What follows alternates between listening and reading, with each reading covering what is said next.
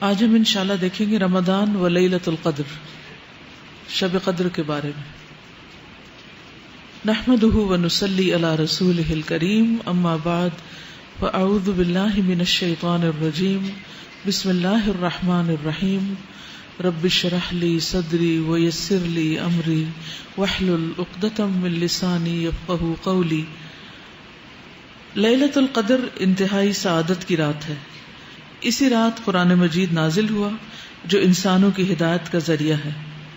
لیلۃ القدر خیر من الف شہر، لیلۃ القدر 1000 مہینوں سے زیادہ بہتر ہے۔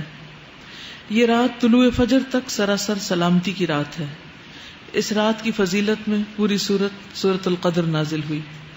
اس رات کو تلاش کرتے ہوئے آخری عشرے کی طاق راتیں عبادت میں گزاری جاتی ہیں۔ اس رات میں جبریل علیہ السلام اور فرشتے خیر و برکت اور رحمت کے ساتھ اترتے ہیں، جو تعداد میں نہایت کثیر ہوتے ہیں، بہت زیادہ ہوتے ہیں۔ حضرت ابو ہریرہ سے روایت ہے کہ نبی صلی اللہ علیہ وسلم نے فرمایا، ان الملائکۃ تلک اللیلۃ فی الارض اکثر من عدد الحصی، بلا شبہ اس رات کو زمین میں فرشتوں کی تعداد کنکریوں کی تعداد سے بھی زیادہ ہوتی ہے۔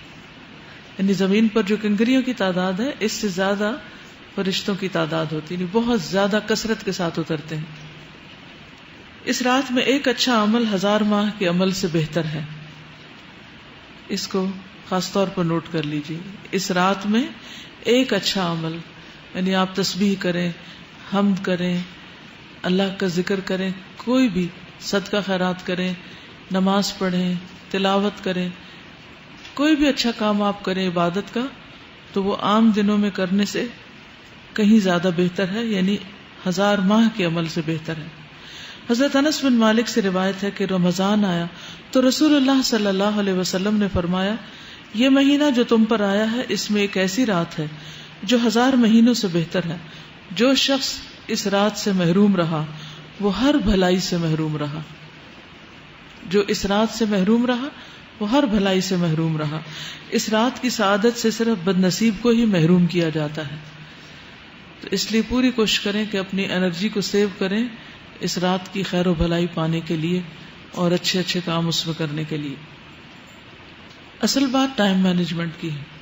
وقت تو ہمارے پاس 24 گھنٹے ہی ہوتے ہیں، پھر ہم نے چناؤ کرنا ہوتا ہے کہ اس کے اندر کون سے کام ہیں جو چھوڑے جا سکتے ہیں، جن کو کٹ ڈاؤن کیا جا سکتا ہے، جن کے بغیر بھی کام چل جائے گا، اور کون سے کام ایسے ہیں جن کو لازمی کر لیا جانا چاہیے۔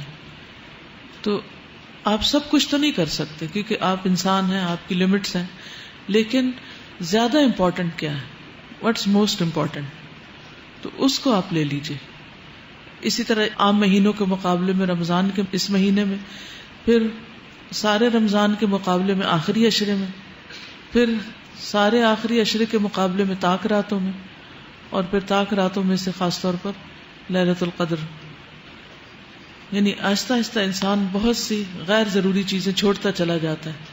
اگر دیکھا جائے تو پورا رمضان ایک ٹریننگ پیریڈ ہے جس میں انسان کو غیر اہم کو چھوڑنے کے لیے ایک تربیت دی جاتی ہے کہ وہ کس طرح اپنی آخرت پر فوکس کر لیں۔ اب ہم دیکھتے ہیں کہ سارا دن کھائے بغیر بھی گزارا ہو رہا ہے نا، سارا وقت پانی پیے بغیر بھی گزارا ہو رہا ہے، اور بہت زیادہ بہتر فیل کر رہے ہیں پہلے سے۔ اسی طرح اور کئی کام ہیں جو ہم نہیں کر رہے رمضان کی وجہ سے، تو کام چل رہا ہے۔ اس کا مطلب یہ ہے کہ بعد میں بھی بہت سی چیزیں جو ہماری زندگی میں اکٹھی ہو گئی ہیں، غیر ضروری جنک قسم کی چیزیں، ان سب کو ہم مائنس کر سکتے ہیں اور کرنا چاہیے۔ یہی اس مہینے کا مقصد ہے۔ لیلۃ القدر کی تلاش رمضان کے آخری عشرے کی طاق راتوں میں کرنی چاہیے۔ حضرت ابن عمر کہتے ہیں کہ رمضان کے آخری عشرے میں شب قدر تلاش کرو، پھر اگر تم میں سے کوئی کمزوری دکھائے یا عاجز ہو جائے تو آخری 7 راتوں میں سستی نہ کرے۔ ایک ہفتہ جو ہے لاسٹ ویک، اس میں سستی نہ کرے۔ شب قدر کی راتوں میں قیام کرنا گناہوں کی بخشش کا باعث ہے۔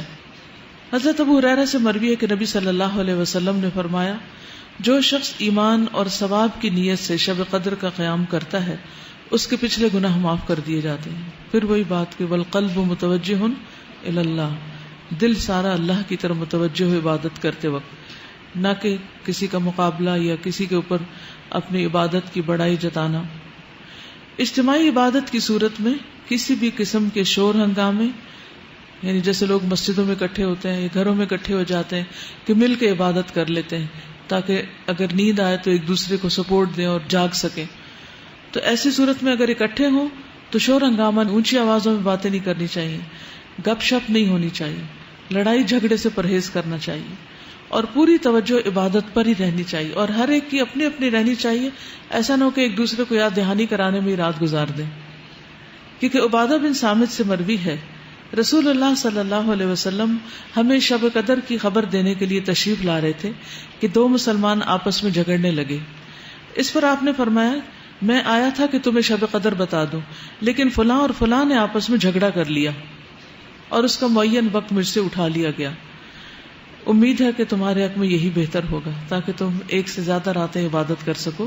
لیکن حقیقت یہ ہے کہ آپس کے جھگڑے، فساد اور غیر ضروری چیزوں میں دلچسپی انسان کو بہت سی نیکیوں سے محروم کر دیتی. شب قدر کی علامتیں. رسول اللہ صلی اللہ علیہ وسلم نے فرمایا شب قدر کی صبح کو سورج کے بلند ہونے تک اس کی شعاع نہیں ہوتی، کرنیں نہیں ہوتی، وہ ایسا ہوتا ہے جیسے تھالی. پچھلی رات کا چاند کبھی دیکھا آپ نے؟ نہیں. جب چاند غروب ہو رہا ہوتا ہے تو بالکل ایک تھال کی طرح ہوتا ہے اور اس میں سے روشنی نہیں پھوٹ رہی ہوتی جسے فجر کے قریب آپ دیکھیں. تو اسی طرح جس رات شب قدر ہوتی ہے اگلے دن صبح سورج نکلتا ہے تو اس میں سے روشنی کی کرنیں نہیں پھوٹ رہی ہوتی، روشنی نہیں دے رہا ہوتا، یعنی سورج نظر تو آ رہا ہوتا ہے لیکن اس کی شکل مختلف ہوتی، آپ اس کو آنکھ بھر کے دیکھ سکتے ہیں. حضرت ابو ہریرہ سے روایت ہے کہ ہم نے رسول اللہ صلی اللہ علیہ وسلم کے پاس شب قدر کا ذکر کیا تو آپ نے فرمایا تم میں سے کون اسے شب قدر کو یاد رکھتا ہے؟ اس میں جب چاند نکلتا ہے تو ایسا ہوتا ہے جیسے بڑے تھال کا کنارہ، یعنی اس میں چاند نصف نہیں ہوتا بلکہ اس نصف کا بھی نصف ہو چکا ہوتا ہے. کنارہ یعنی کہ بالکل باریک ہو جاتا ہے. آخری راتوں کی طرف اشارہ ہے. حضرت ابن عباس سے مروی ہے کہ رسول اللہ صلی اللہ علیہ وسلم نے فرمایا شب قدر آسان اور معتدل رات ہے جس میں نہ گرمی ہوتی ہے نہ سردی ہوتی ہے. اس صبح کا سورج اس طرح طلوع ہوتا ہے کہ اس کی سرخی مدھم ہوتی، ڈل ہوتا ہے. حضرت زر سے روایت ہے انہوں نے کہا میں نے حضرت ابی بن کعب کو یہ فرماتے ہوئے سنا. ان سے کہا گیا کہ حضرت عبداللہ بن مسعود فرماتے ہیں کہ جو آدمی سارا سال قیام کرے وہ لیلۃ القدر کو پہنچ گیا. حضرت ابی فرمانے لگے کہ اللہ کی قسم جس کے سوا کوئی معبود نہیں وہ شب قدر رمضان میں ہے. وہ یقین کے ساتھ قسم کھاتے ہیں اللہ کی قسم بے شک میں جانتا ہوں وہ کون سی رات ہے. یہ وہی رات ہے جس میں اللہ کے رسول صلی اللہ علیہ وسلم نے ہمیں قیام کا حکم دیا تھا. اس رات کی صبح 27 تاریخ تھی اور اس کی علامت یہ تھی کہ سورج طلوع ہوا تو اس کی سفیدی میں شعاع نہ تھی. اس رات کی خاص دعا اللہم انک عفو تحب العفو فاعف عنی، اے اللہ تو معاف کرنے والا ہے، معاف کرنے کو پسند کرتا ہے، بس تو مجھے معاف کر دے. پڑھیے 3 دفعہ.